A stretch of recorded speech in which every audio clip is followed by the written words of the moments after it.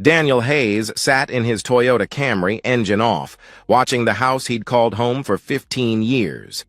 The April evening cast long shadows across the suburban street, and somewhere a dog barked at nothing in particular. The vinyl siding needed touch-ups near the gutters. He'd noticed it last weekend, but hadn't mentioned it to Karen. She would have rolled her eyes, made some comment about his obsession with maintenance. The lawn could use edging, too, but these were small imperfections in what had once felt like a perfect life. He remembered when Karen used to wait by the window for him, how her silhouette would appear the moment his car turned the corner, how she'd rush to greet him at the door with questions about his day. Now, the windows were dark, curtains drawn tight against the world, or maybe just against him. The digital clock on his dashboard read 6:47 p.m. He'd been sitting here for 12 minutes, delaying the inevitable walk to his front door. At 45, Daniel had become a creature of habit, a logistics manager at Brennan Shipping who took comfort in predictability. His days were spreadsheets and delivery schedules, optimization problems with clear solutions. Steady income, nothing remarkable, but enough to pay the mortgage and take a vacation every summer. He thought about their early marriage, Karen laughing at his terrible jokes about shipping puns, both of them spending a weekend painting the kitchen bright yellow because she said it would feel like having sunshine for breakfast. They'd driven to every antique shop within 50 miles, Karen finding treasures in what looked like junk to him. A brass lamp she'd rewired herself, a mirror with a crack that she said gave it character. They weren't wealthy, but they had each other, and that had felt like more than enough. The erosion had been gradual, like watching paint fade in the sun. First came Karen's comments about their predictable life, small jabs disguised as observations. Then her eye-rolling when he suggested movie nights at home instead of going out. Her sudden interest in things they couldn't afford. Designer handbags she'd browse online for hours, vacation packages to places he'd never heard of. She started comparing constantly. Her sister's newly renovated kitchen with its granite countertops, her co-worker Sandra's photos from Cabo, the neighbor's Tesla that she'd mention every time they passed it in the driveway. The signs of distance had multiplied like cracks in glass. Karen's phone, once casually left anywhere, now lived face down during dinner, password protected when it had never been before. Her book club, that used to meet monthly, now gathered 3 nights a week, always at different locations she could never quite remember. "Oh, you know that coffee place downtown," she'd say vaguely. "The one with the green awning." When he touched her shoulder while she cooked, she'd flinch like his hand was made of ice. She started timing her showers for exactly when he got home. The bathroom door locked, the sound of running water a barrier between them. Then there were the new clothes. A silk blouse that appeared in her closet, tags removed that must have cost more than their weekly grocery budget. Designer jeans she claimed were on sale, but he'd seen the receipt crumpled in her purse. $300 for denim that looked like every other pair of jeans to him. When he complimented her appearance, hoping to bridge the growing gap, she wouldn't beam like she used to. Instead, her face would tighten with annoyance, as if his approval had become not just worthless, but actively irritating. Sunday mornings had been theirs once. Coffee in bed, lazy conversations about nothing important, small projects around the house that gave them shared purpose. Now, Karen slept until noon, claiming exhaustion from her busy week, then disappeared for hours with explanations that grew vaguer each time. Errands, she'd say, or meeting a friend. When Daniel suggested they work in the garden together like they used to, she snapped with sharp contempt. "God, Daniel, don't you want more from life than playing in the dirt?" He finally opened the car door, grabbed his laptop bag from the passenger seat, and walked up the familiar path to his front door.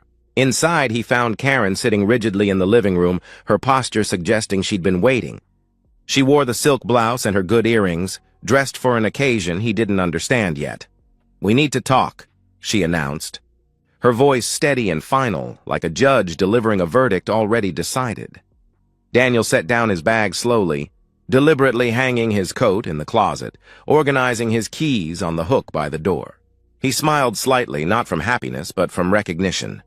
He'd been expecting this conversation for weeks now, maybe longer. The only surprise was that it had taken her this long to work up the courage. Daniel took his time with his evening routine. Each deliberate movement a small act of control in a situation where he had none. He loosened his tie with methodical precision, folded it neatly on the hallway table. "Traffic was terrible on Route 9, he said conversationally. "They're doing construction near the bridge again." "How was your day?" Karen's frustration built visibly, her fingers drumming against the arm of the couch. "Daniel, sit down." "This is important," she demanded, her voice tight with impatience. But he continued, walking to the kitchen, filling a glass with water from the filter pitcher. "Did you see the Johnsons planted new roses? The red ones you always said you wanted. Maybe we should— Will you just sit down and listen?" She exploded, standing up, her carefully maintained composure cracking. "I'm trying to tell you something!" Daniel finally sat across from her, not on the couch beside her where a husband might sit, but in the recliner that had always been his. He sipped his water and waited, his calm demeanor clearly unnerving her. She'd expected tears or panic, not this quiet attention. Karen launched into her prepared monologue with the confidence of someone who'd practiced in front of a mirror. "Daniel, we've been growing apart for years now. You must feel it too. This isn't working anymore. This life, this routine, this mediocrity." She paused, clearly expecting him to interrupt, to defend their life together. "When he didn't," she continued, gaining momentum. "You're content with so little," she continued, her voice taking on a pitying tone. "Your job, this house, the same restaurants, the same vacations to the same cabin by the lake. You have no ambition, no drive to be more than what you are, and that's fine for you. But I'm suffocating here, Daniel. I'm 42 years old and I feel like I'm already dead, just going through the motions of a life that was never meant for me." She stood and began pacing, her heels clicking on the hardwood floor they'd refinished together 3 summers ago. "I need more. I need excitement, culture, someone who appreciates the finer things in life, someone who sees me as more than just a suburban housewife marking time until retirement." Daniel listened without interruption, occasionally nodding as if taking mental notes on her performance. This wasn't the reaction she'd expected, no begging for another chance, no promises to change, no desperate attempts to save their marriage. His silence seemed to both embolden and disturb her. "There's someone else," she finally declared. Dropping the words like a bomb, she expected to devastate the landscape of his composure. "I see," he responded simply, setting down his water glass carefully on the coaster. Karen hated water rings on the furniture. The lack of visible impact frustrated her, and she began to elaborate, unable to resist bragging about her conquest. "His name is Gavin Brooks. He's a real estate developer, very successful. We met at that coffee shop downtown Brewster's, completely by chance. He accidentally knocked over my latte and insisted on buying me another one. We got to talking and—" She trailed off, a smile playing at her lips at the memory. "He's everything you're not, Daniel," she continued, her words sharp and deliberate. "And I don't mean that cruelly, just honestly. Gavin has a penthouse apartment downtown with floor-to-ceiling windows that overlook the entire city. He collects vintage wines, actually knows about them, not just drinks them. He has Italian leather furniture that costs more than your car. He wears custom suits, travels to Europe for business. He's cultured, sophisticated, ambitious." Karen's eyes lit up as she painted the picture of her future life. "He's already talking about the trips we'll take. Paris, Rome, Barcelona. Real trips, not camping by some muddy lake. He knows people, important people. There are charity galas, gallery openings, a whole world I've been locked out of because you're satisfied with mediocrity." She pulled a business card from her pocket, holding it like a winning lottery ticket. "I've already spoken to a lawyer, Samantha Reed. She says the divorce can be simple. I don't want anything from you. No alimony, no long, drawn-out property division. I just want a clean break. You can keep the house, your retirement, everything. I'm not trying to hurt you, Daniel. I just need to be free to live the life I deserve." "If that's what you want, Karen, then I won't fight it," Daniel said, his voice even and controlled. "You're right, you deserve the life you want." His agreement caught her off guard. You're not going to try to change my mind? Fight for us? For our marriage?" she asked, confusion evident in her voice. "Would it matter if I did?" he responded calmly. "You've already decided. You've already seen a lawyer. You're already planning your new life with Gavin. What would be the point of fighting for something you clearly don't want?" Within 2 weeks, the papers were signed. Karen packed her belongings with the excited energy of someone preparing for a long-awaited vacation. She hummed while she folded clothes, smiled while she boxed up her jewelry. She left their wedding photos on the mantel, but took the expensive frame they'd come in. She packed the silk scarves, the designer jeans, the shoes she'd bought but rarely worn because they were too nice for their regular life.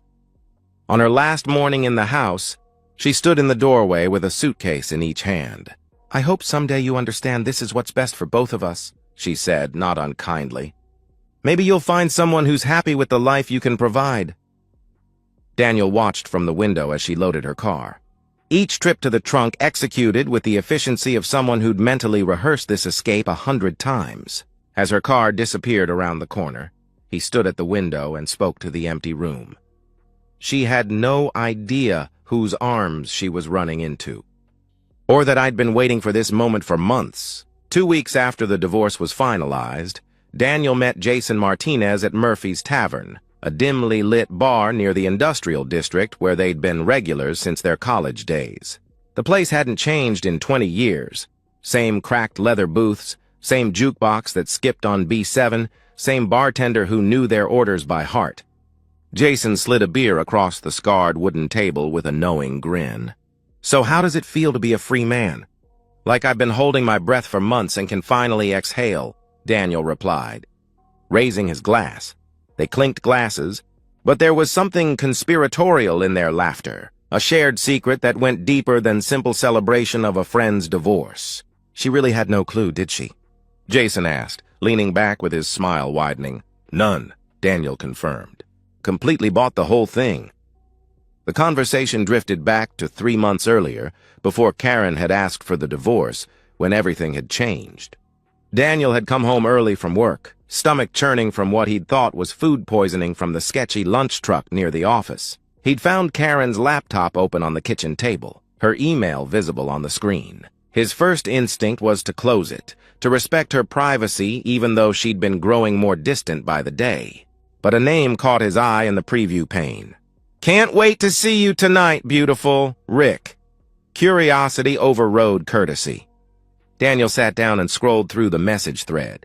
4 months of romantic exchanges, increasingly explicit with someone named Rick Patterson. Meeting arrangements, hotel confirmations, photos that made Daniel's stomach turn for entirely different reasons than the food poisoning. But Rick wasn't alone in Karen's inbox. There was also David from 6 months ago, complete with credit card receipts for dinners Daniel had thought were with her sister. Before David, there'd been Anthony, who'd apparently been the reason for all those late nights at the gym Karen had suddenly developed an interest in. The pattern was crystal clear. Karen was a serial cheater, constantly seeking validation from new men, each one supposedly an upgrade from the last. She'd been living a double life for at least a year, possibly longer. Daniel realized their marriage hadn't died a natural death. It had been murdered slowly, deliberately, one affair at a time. That night, instead of confronting Karen when she came home late from book club, she'd claimed, Daniel had called Jason. "I need your help with something, and it's going to sound crazy," he'd said over the phone. Over beers at this same booth in Murphy's, Daniel had laid out the situation and his emerging plan. Jason, recently divorced himself after catching his ex-wife with his former business partner, was immediately intrigued. "You want me to what?" Jason had laughed, incredulous. "Pose as some rich developer?" "Her next mark," Daniel had corrected. "Look, she's going to leave me anyway. These emails make that clear. But she's waiting for the right opportunity, the right guy with the right bank account. So let's give her exactly what she thinks she wants." They'd spent hours that night working out details. Jason would become Gavin Brooks. The name had taken 15 minutes of brainstorming to perfect, something that sounded wealthy but not so unusual it would trigger suspicion. They researched real estate development firms, studied luxury apartment listings, learned the vocabulary of wealth. Jason borrowed his brother's BMW for 3 weeks, bought an expensive suit from a consignment shop that looked new enough to pass. He studied wine terminology online, memorized the names of European cities he'd never visited. The plan was elegant in its simplicity. They identified Karen's gym schedule, noting she always stopped at Brewster's Coffee afterward. Jason would engineer a chance encounter, play the part of the wealthy, sophisticated man she was hunting for. He'd string her along just long enough for her to take the bait and leave Daniel for greener pastures that didn't actually exist. "This isn't about destroying her," Daniel had explained that night, nursing his third beer. "It's about revealing who she really is. She's going to leave me no matter what. The emails prove that. But this way, she leaves on her own terms, thinking she's won. And when it all falls apart, she'll have no one to blame but herself." "What happens when she finds out I'm not rich?" Jason had asked. "When she realizes Gavin Brooks doesn't exist?" "You disappear," Daniel had replied with a grim but satisfied smile. Phone disconnected, no forwarding address. Gavin Brooks vanishes like smoke, and Karen gets to figure out that she bet everything on a mirage. The execution had been flawless. Jason accidentally bumped into Karen at Brewster's, sending her $4 latte across the floor. He'd insisted on buying her another, then another, when she'd agreed to sit and chat while she dried off.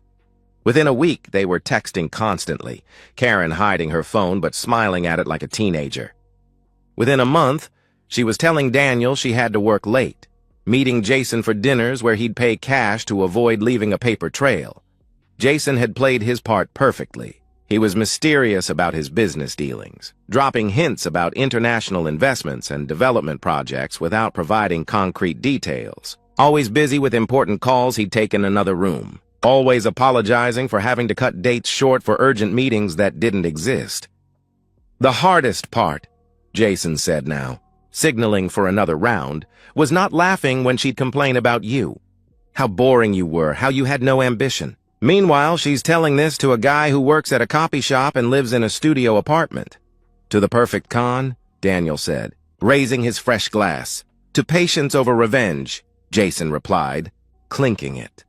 They both understood the magnitude of what they'd done, not just tricking Karen, but exposing her true nature. She hadn't been pushed or manipulated into leaving.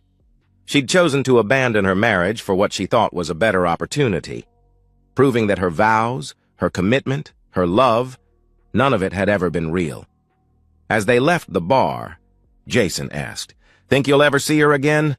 "Probably," Daniel replied with a shrug, pulling on his coat. "This town isn't that big. When I do, it'll be interesting to see how she explains her new life with Gavin Brooks, the mysterious real estate developer who doesn't exist."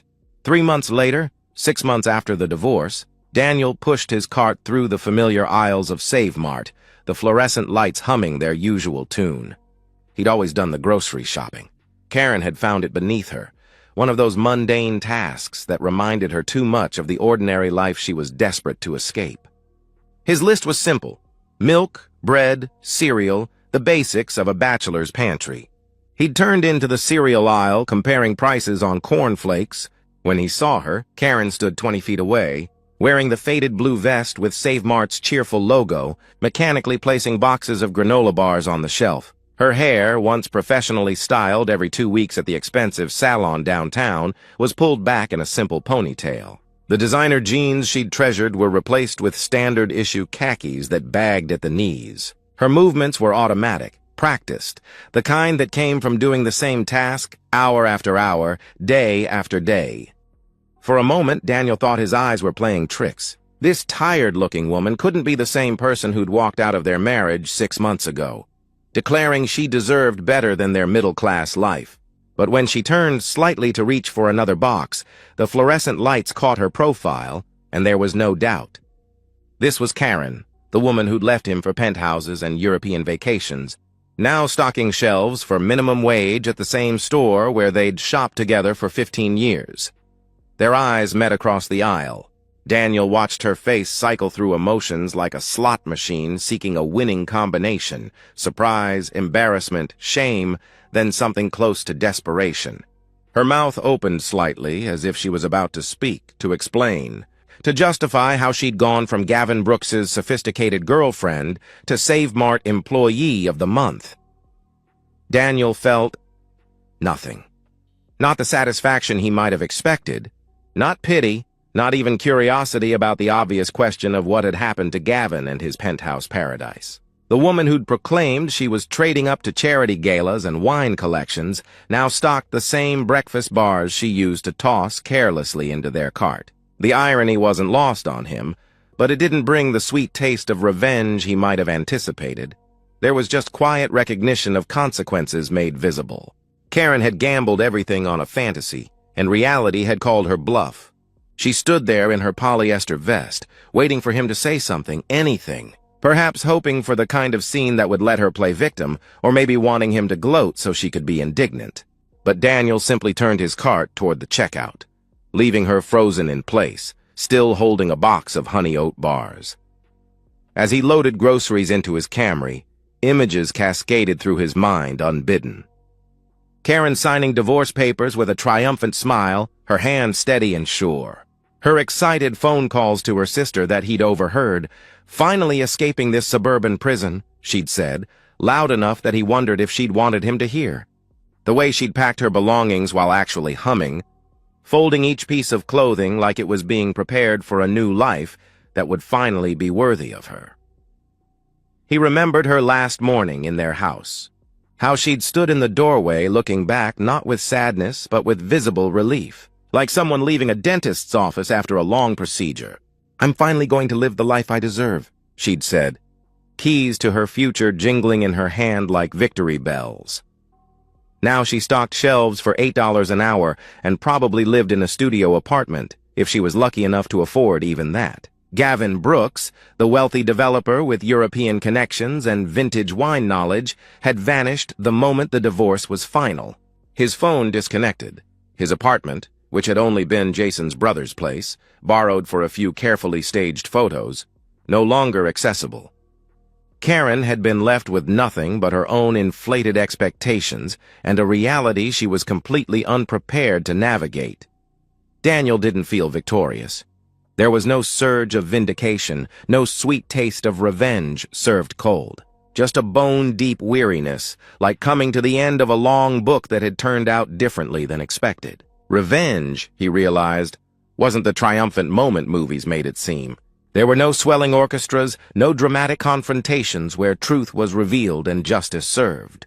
Just a woman in a polyester vest learning that actions have consequences. And a man in a parking lot understanding that watching someone's downfall didn't restore what was lost.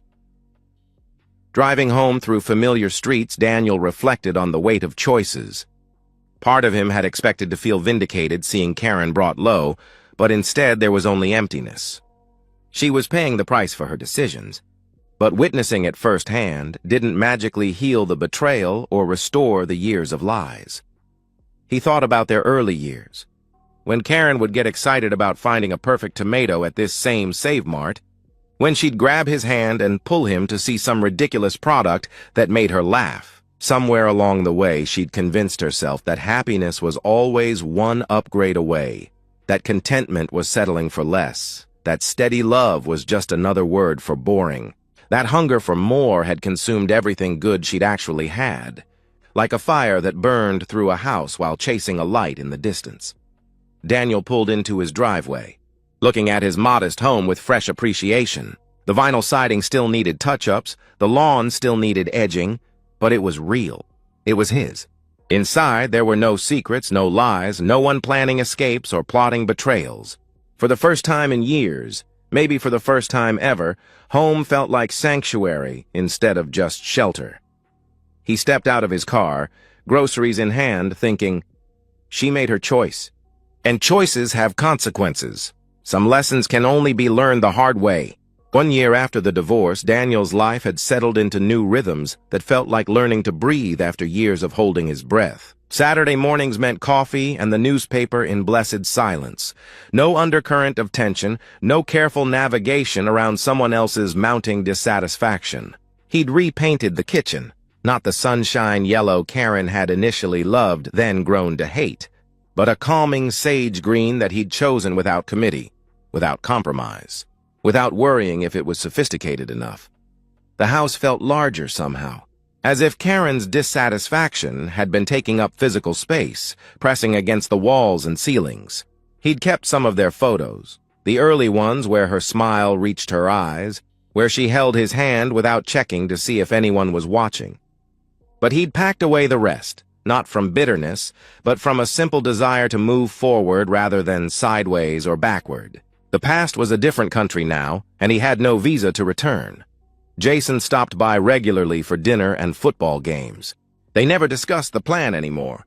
It belonged to a chapter that was closed. Gavin Brooks had served his purpose and vanished into the ether, just another cautionary tale about trusting strangers who seemed too good to be true.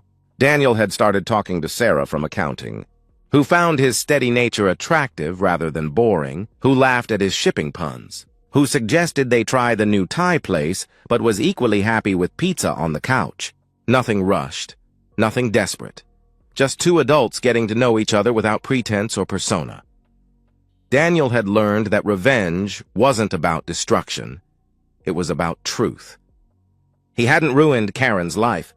He'd simply stopped participating in her illusions, stopped being the safe harbor she could return to between adventures. She'd ruined her own life by chasing fantasies over reality, by valuing what glittered over what endured. Sometimes, lying awake in the early morning hours, he wondered if she'd learned anything from her fall, if she connected her current struggles to her past choices, or if she'd constructed a new narrative where she was still the victim of circumstances beyond her control. But those questions didn't keep him awake for long anymore. Her lessons were hers to learn or ignore. His peace was his to maintain and protect.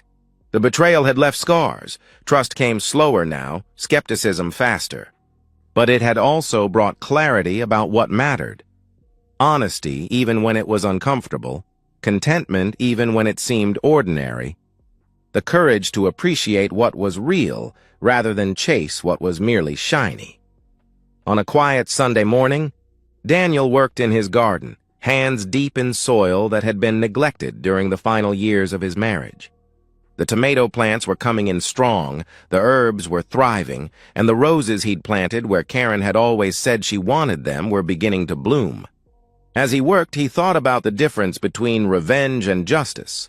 Revenge required action, energy, ongoing investment in someone else's destruction. It was active, aggressive, demanding. Justice, he'd learned, sometimes required nothing more than stepping aside and letting people face the natural consequences of their choices. The universe had its own accounting system, and sometimes the best thing you could do was stop protecting people from their own decisions. Karen hadn't needed him to destroy her world. She'd burned it down herself with greed and deception. One lie at a time, one choice at a moment. All he'd had to do was stop trying to save her from her own nature. That wasn't cruelty. It was acceptance of who she really was versus who he'd wanted her to be. The morning was peaceful in a way mornings hadn't been for years. No tension about unspoken grievances, no careful monitoring of someone else's mood, no walking on eggshells that were already cracked. The earth was rich under his hands. The sun was warm on his back, and he was finally, completely, and irrevocably free. Standing up to stretch, Daniel looked at his modest kingdom, the small house with its imperfect siding, the garden that would never win any contests, the life that Karen had found so unbearably ordinary. He smiled, not from happiness exactly, but from something deeper and more sustaining, peace maybe. Or perhaps just the simple recognition that sometimes the best revenge isn't revenge at all, it's living well in reality while others chase illusions. In the distance, the roses were blooming red against the fence, exactly where she'd always said she wanted them. But she wasn't here to see them, and somehow that made them even more beautiful. And so, we've reached the end of today's story. Was it what you expected, or did it take a twist you didn't see coming? I'm curious to hear your thoughts. Share them in the comments below, and let's get a conversation going. If this story kept you hooked, make sure to hit that like button. And if you're new here or just haven't subscribed yet, now's the perfect time to join our community. I bring you fresh, captivating stories every day, so click that subscribe button and turn on notifications so you never miss out. Thanks for watching, and I'll see you in the next one.